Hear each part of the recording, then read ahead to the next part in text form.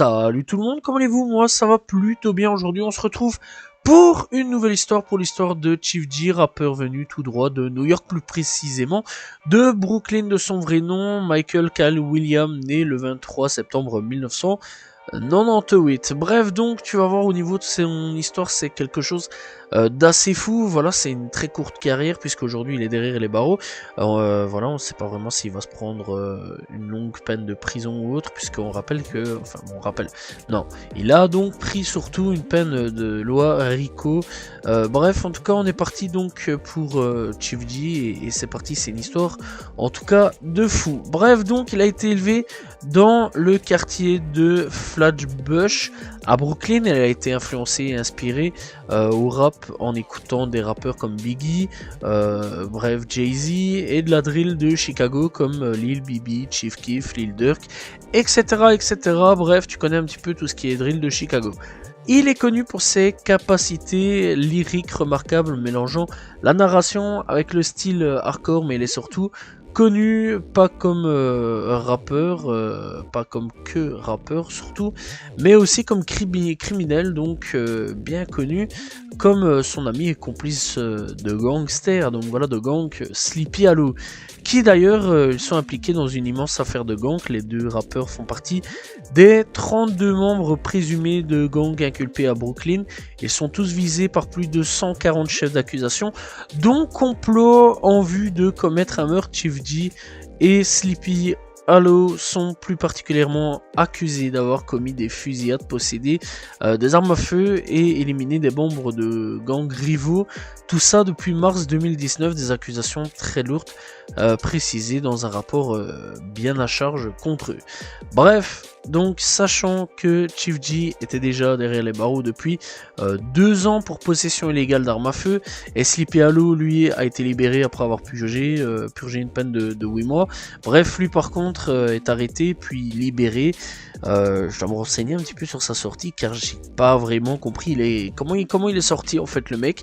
Voilà, sachant en plus que c'était une action de la loi RICO et Chief G qui devait sortir en 2023 ou 2024 ne sortira pas avec cette affaire, sachant en plus qu'il est à la tête donc des gangs, donc les A3 Crips, voilà, donc c'est quand même quelque chose d'assez fou là-dessus. Bref, par contre, Sleepy, j'ai pas compris, le mec il est dehors, il s'était fait attraper, puis donc arrêté, etc. Ça a été filmé, et puis bah, je sais pas, actuellement, il est dehors. Pourquoi, comment, j'ai pas très bien compris. Mais actuellement il est dehors, et d'ailleurs il enchaîne pas mal de clips, etc. Alors est-ce qu'à un moment ou à un autre il va tomber avec la loi RICO ou autre? Est-ce qu'il est sous bracelet ou alors conditions, etc. Avant son procès, je sais pas du tout. C'est une affaire qui a pas trop été médiatisée à ce niveau-là. Juste vraiment une bonne grosse partie quand il a été arrêté, après plus trop, voilà. Donc à ce niveau-là c'est assez dommage. Bref, donc on est parti donc pour l'histoire de Chief G, hein, donc voilà, bref. Chief G, il faut savoir donc qu'il a rejoint très jeune ce gang à l'âge de 12 ans. Pas trop le choix, vu que c'est le daron qui est à la tête du gang, qui a toujours vécu dans ce monde, mais il faut savoir qu'il a pas eu une vie facile. Il vit donc dans un appartement vraiment petit avec ses parents, grands-parents et frères et sœurs. Sa famille, enfin plutôt sœurs, voilà, d'ailleurs la frangine est pas mal aussi plongée dans les affaires de famille de gang. Bref, donc sa famille lui fait découvrir des artistes, son cousin Biggie, sa mère Tupac, son père Jay-Z, et se forgera une culture hip-hop avec sa famille. Lui de son côté a découvert la drill de Chicago avec Chief Keef, Lil Durk et j'en passe. Il faut savoir qu'il a vécu avec le gang, donc autour du gang GS9 de Bobby Shmurda, etc. et G-Stone, Crips, et donc aussi le gang enfin bref, les gangs de Pop Smoke, etc. Bref, donc le mec était vraiment bien alentour des Crips, etc. Bref, t'as bien compris que le mec était vraiment dans le délire des gangs de base. Bref, donc bien sûr à ce niveau-là, la drill, bah, on connaît un peu l'histoire. Elle vient de Chicago avant de partir et d'apparaître donc à London, donc Londres. Et bah, là-dessus, ça va prendre une grosse ampleur. Puis repartir donc à New York via 22 Jeezy, un rappeur avec lequel donc il fera son premier son pour le clasher. voilà, le mec, il a clairement décidé d'avoir son ennemi, et c'est donc ce rappeur-là. Pourquoi, comment, qu'est-ce qui s'est passé, bref, tout ça, eh bien, on va découvrir donc un peu avec donc la suite de cette vidéo. Bref, donc il va le clasher avec le son No Suburban, et donc il faut savoir qu'avant la drill, il était déjà un sacré, il avait déjà un sacré vécu. Je rappelle quand même qu'à l'âge de 12 ans, donc il rejoint un gang et se fera arrêter et emprisonner pendant 2 ans pour une accusation de port d'armes illégales durant la période du lycée. Eh bien, Chief D a été arrêté et a été mis à l'épreuve après avoir tiré des coups de feu au King Plaza de Brooklyn. Une semaine avant d'avoir 16 ans, en 2014, il a été arrêté pour la première fois pour port d'armes illégales, plus tiré, plus avec le fait d'avoir tiré. Bref, donc déjà là, Chief D commence pas très bien sur beaucoup de choses au niveau de sa vie, et donc le 19 novembre 2015, Chief D a été incarcéré pendant 1 an, 4 mois, donc en prison, 1 an et 4 mois de prison pour une accusation d'une arme à feu et un vol. Chief D a également déclaré que la dernière fois qu'il a été incarcéré était en octobre 2017, en janvier 2018.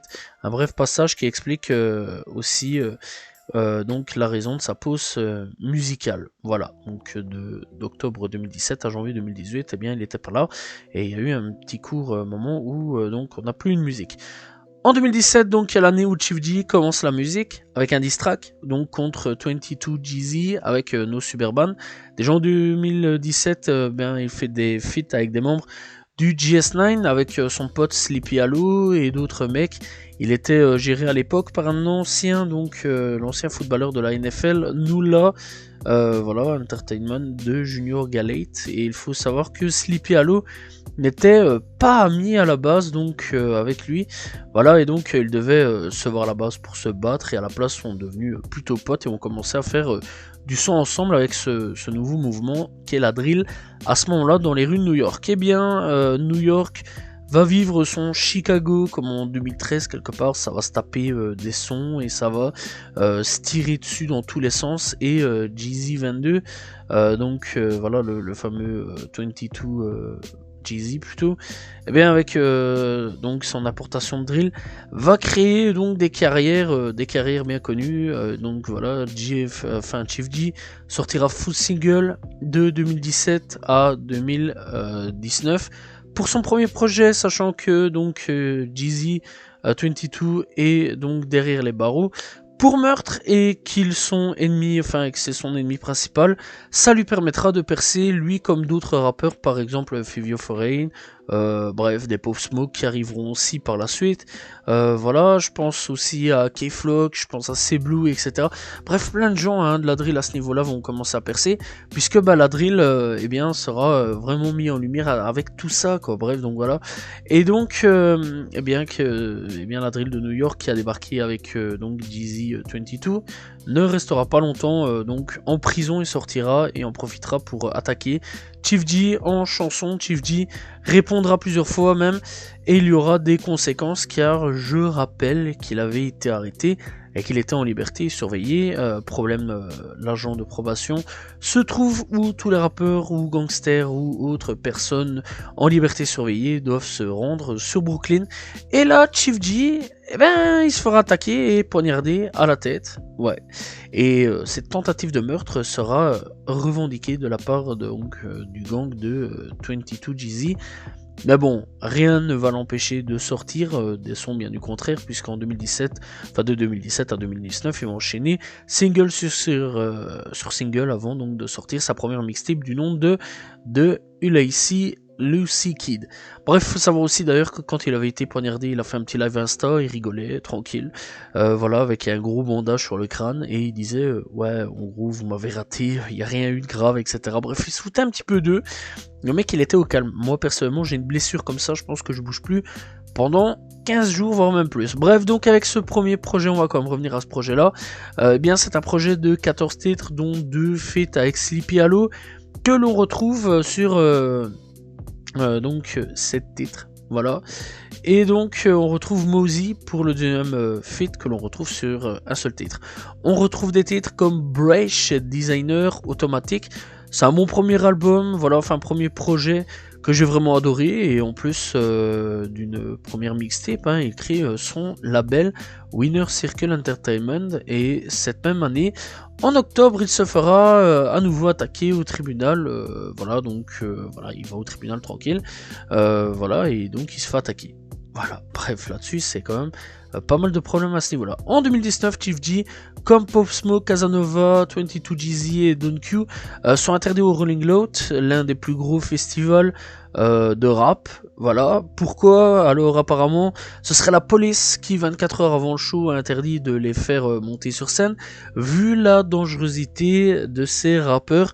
De plus, ils ne touchent rien des showcases donc qui fait, donc voilà, c'est un gros manque de revenus pour lui, sachant que Chief D a commencé tout doucement un peu avec la musique, etc., à parler un petit peu de quitter la rue, etc., clairement, il a dû retourner dans les sombres affaires de la rue, mais son boss, oui, qui n'était pas son père à ce moment-là, voilà, donc il a eu un autre boss entre-temps, son père, etc., et bien, lui est tombé en prison, et lui, a repris à ce moment-là, eh bien, la tête du gang, qui est devenu donc le chef du gang avant tout ça, donc il a fait une grosse alliance après devenu chef, donc pour agrandir son territoire avec donc les Nine Ways Gang.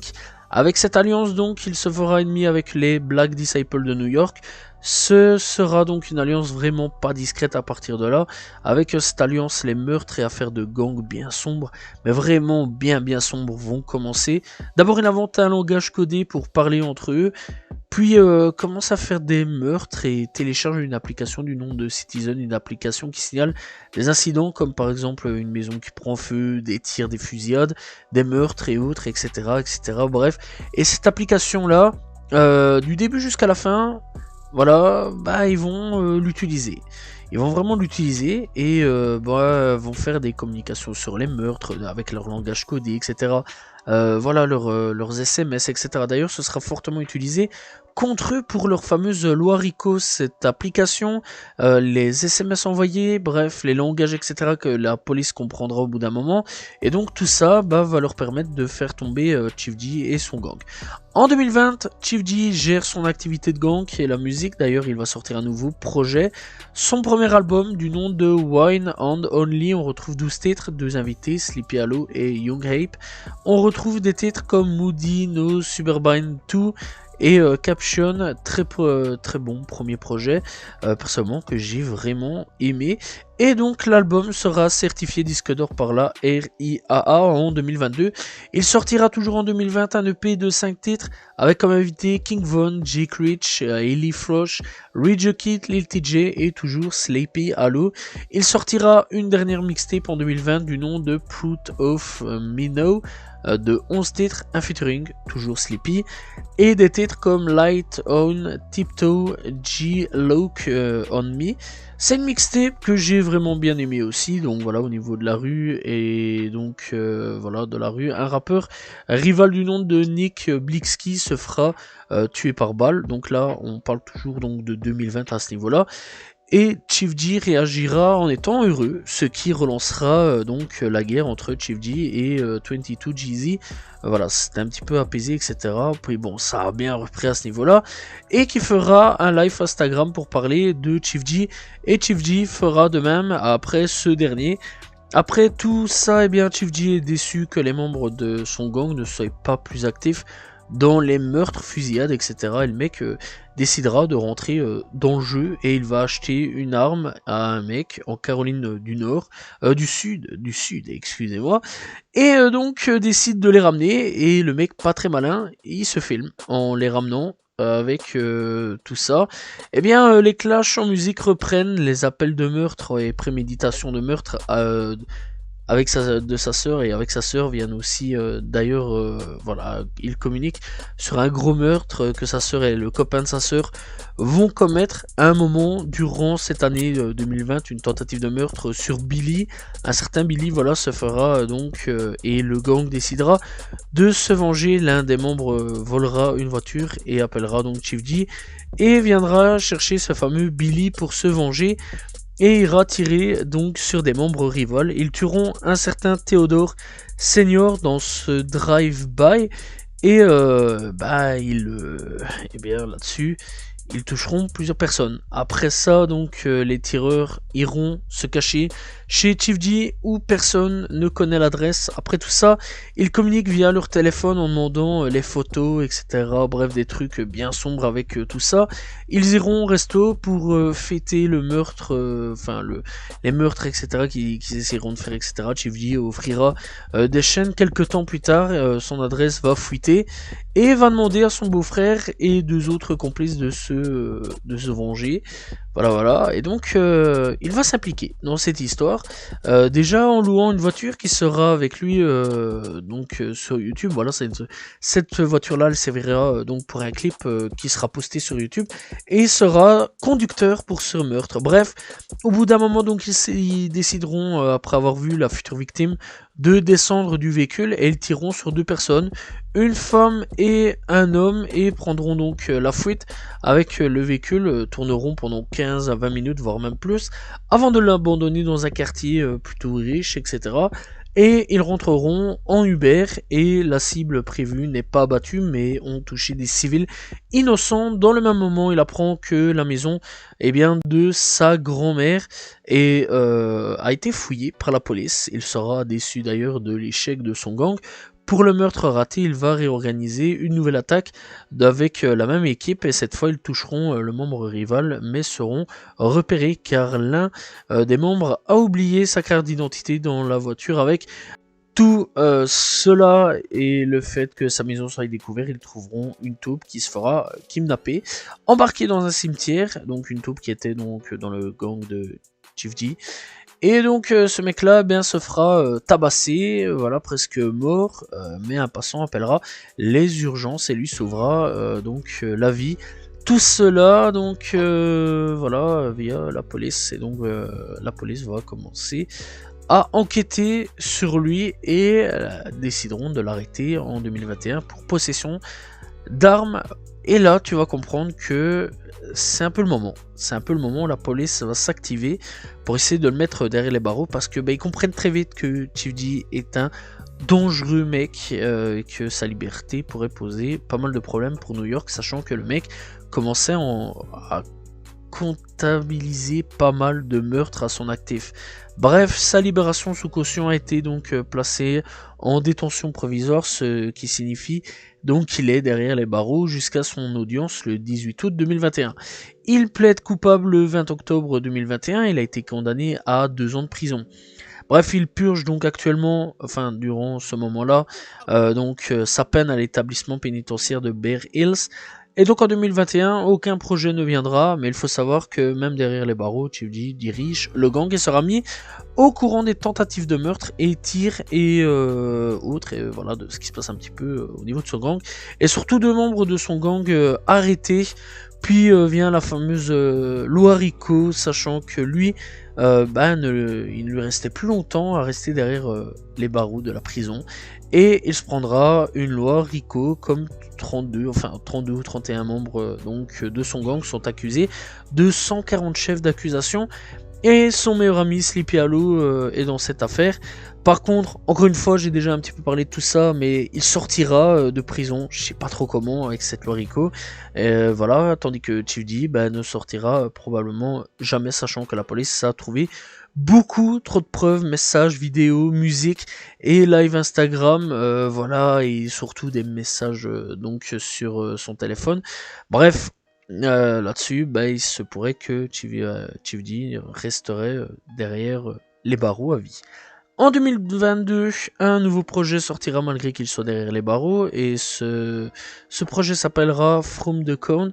On retrouvera 6 feats dont G, Basie, Sleepy Hollow, Fivio Foreign, Roddy Rebel, Polo G et A Boogie with Audi. On retrouve des titres comme Drum Demi, Listen, Oversa, bref, malgré qu'il soit derrière les barreaux, on aura encore des singles en 2021 et 2022. Rien en 2023, par contre, voilà, à ce moment-là, silence radio. Et en 2024, eh bien, cette année-ci, il y a quoi? Il y a quelques jours d'ici, ou il y a enfin un mois d'ici, je vais dire en gros, eh bien, un feat avec Fivio Foreign arrivera du nom de Waiting. Bref, ce rappeur a clairement une courte carrière. Du moins pour le moment, on ne sait pas trop encore s'il va rester à vie en prison ou non, mais malgré cela, il aura marqué eh bien l'histoire du rap de New York et surtout de la drill. Il a réellement gâché pour ma part son talent pour la musique avec les affaires de gang. Dommage pour un artiste si talentueux, voilà, c'est quand même assez dommage parce que ce mec là est vraiment talentueux, voilà, c'est vraiment un mec qui vraiment, je pense dans les années qui suivront, aurait pu vraiment devenir une grosse pointure du rap new-yorkais. Malheureusement pour lui, bah, il a clairement préféré les activités de gang, la vie de gang. Ça me rappelle un petit peu King Von, qui clairement, ce mec là aussi avait préféré les activités de gang, la vie de gang d'ailleurs. Eh bien la rue l'a rattrapé puisqu'il s'était fait tuer. Quant à Chief D, eh bien la rue l'a rattrapé puisque bah, il a été arrêté, se mange une loi RICO et pourrait rester en prison à vie ou alors pendant une très très longue période.